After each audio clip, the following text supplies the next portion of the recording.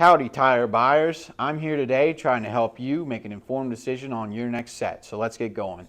Today we are looking at 315/70 R17 Kanati Mud Hog MT tires. This is a Kanati brand tire. It is from the Mud Hog series that they offer. This tire has a performance designation of aggressive mud terrain passenger light truck tire. This tire has a 6-ply construction. I will go over what that means in just a moment. Some of the manufacturer listed features of this tire include aggressive angled tread delivers enhanced traction in off-road conditions, 3-ply sidewalls for increased strength and impact resistance, optimized void ratio for superior self-cleaning action, built with resilient rubber compounds for even tread wear and durability. Attractive aggressive sidewall lugs provide traction in the most extreme conditions. Mud and snow rated for improved traction in all conditions. So to start, we will look at the tire size. This is one of the most important parts, if not the most important part of your tire shopping journey, because if you order the wrong size, they more than likely won't work on your vehicle. This tire size should be showing on the screen right now. So let's work from left to right and break down what these three numbers mean. There's so many specs to keep in mind when it comes to tires. Let me explain to you what all these sizes mean. The first number is for the section width of the tire. The section width of 315 in this sequence refers to the tire's width in millimeters. In other words, this tire is 315 millimeters wide from sidewall to sidewall. The second number in the tire size refers to the aspect ratio. 70 in the sequence is the aspect ratio of the tire. The aspect ratio is a percentage, and it tells you the ratio of the tire's height to its width. In this example, the aspect ratio number 70 means that the tire's height is 70% of its width. The third and final number of your tire size refers to the rim size or diameter. 17 is the diameter of the rim this tire will go on. The rim size of 17 in this scenario indicates that this particular tire would fit a rim with a 17-inch diameter. Keep in mind this number is not negotiable. Unlike the first two numbers, you can't upsize and downsize this part. The only time this number will be different is if you are actually changing the size of your rim. So for example, if you find a fantastic deal on a set of 265/70 R17 tires, you absolutely cannot use them in place of your current 265/70 R16 tires, unless you are actually changing the rim size also from 16 to 17. Now, let's get into the other important info on a tire. Besides the three components that make up the tire size, the three other most important components are going to be the load index, speed rating, and ply rating or load range. 33, 285, 121S. What the heck does it all mean? Let me break down the codes, sizes, and features of each different number on the sidewall of your tire. So this is where it gets a little more tricky. These three components will sometimes require some additional research to know what your vehicle needs. So let's start with the ply rating / load range. These tires have a 6-ply construction. Each designation represents a different term when looking at a tire.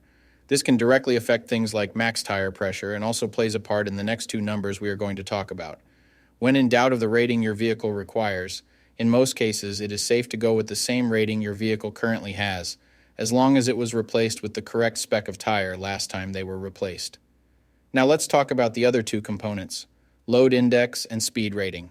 Next to your tire size, you will see a number and letter combination like 113Q. The number 113 is the load index. This is the number relative to the weight capacity of the tire. The higher the number, the greater the load carrying capability of the tire. Load index ranges from 0 to 150. If you are replacing your tires, they have to be the same or higher load index, never lower. For example, if your current load index is 113, a tire of the same size with a load index of 116 would work for you, but not a tire of the same size with a load index of 110. If you replace your tires and the new ones have a lower load index, the tire has a higher likelihood of bubbling and eventually blowing out. So make sure you pay attention to this when buying your set. So for the tire we are looking at today, the load index of 113 represents a weight capacity of 25-35 pounds. For my metric system using friends, that would be a capacity of 1150 kilograms.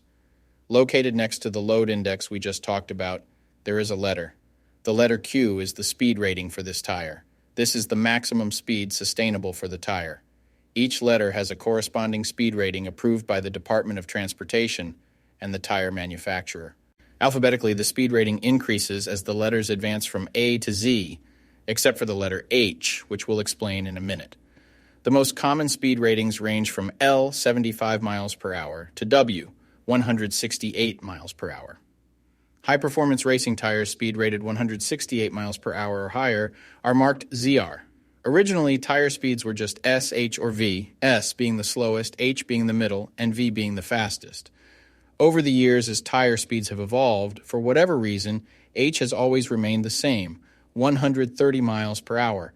When Z-speed rated tires were first introduced, they were thought to reflect the highest tire speed rating that would ever be required, in excess of 240 kilometers per hour or 149 miles per hour. While Z-speed rated tires are capable of speeds in excess of 149 miles per hour, how far above 149 miles per hour was not identified. That ultimately caused the automotive industry to add W and Y speed ratings to identify the tires that meet the needs of vehicles that have extremely high top speed capabilities. So the speed rating of Q in the case of this tire means that this tire is rated for speeds of 99 miles per hour or 160 kilometers per hour. While speed rating is important in some unique cases, you shouldn't spend a ton of time focusing and comparing tires based solely off of this. While you do want to make sure the tire matches your vehicle manufacturer's specified speed rating, in almost all cases, the speed rating of a tire should always be above 85 miles per hour, which is technically the fastest posted speed limit anywhere in the United States. In conclusion, when looking at this set, make sure your current numbers and letters all match to ensure a seamless buying experience. Thanks for joining me on this journey through the wonders of tires. Peace.